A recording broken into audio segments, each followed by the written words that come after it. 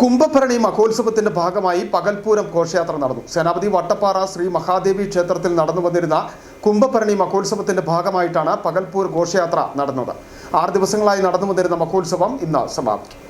Vattappara SNDP ശാഖായോഗത്തിന്റെ കീഴിലുള്ള പുണ്യപുരാതന ദേവസ്ഥാനമായ വട്ടപ്പാറ ശ്രീ മഹാദേവി ക്ഷേത്രത്തിൽ വർഷം തോറും നടത്തിവരുന്ന കുംഭഭരണി മഹോത്സവം ഭക്തിസാന്ദ്രമായ അന്തരീക്ഷത്തിൽ സമാപന ദിവസത്തിലേക്ക് എത്തി.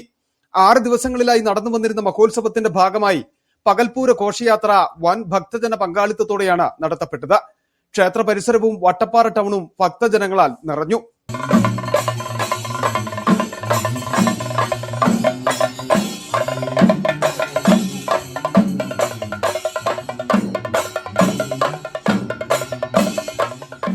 മഹോത്സവത്തിന് പറവൂർ രാകേഷ് തന്ത്രികൾ മുഖ്യ കാർമ്മികത്വം വഹിച്ചു. സതീഷ് ശാന്തി, വിഷ്ണു ശാന്തി എന്നിവരുടെ സഹകാർമ്മികത്വത്തിലാണ് പൂജാതി കർമ്മങ്ങൾ നടന്നത്.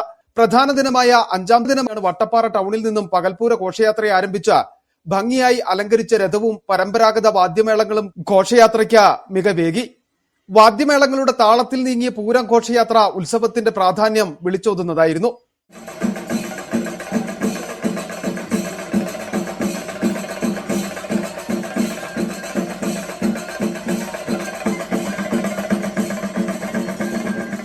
സമാപന ദിനമായ ഇന്ന് നടക്കുന്ന ആറാട്ട് മഹോത്സവത്തോടുകൂടി ഉത്സവത്തിന് കൊടിയിറങ്ങും.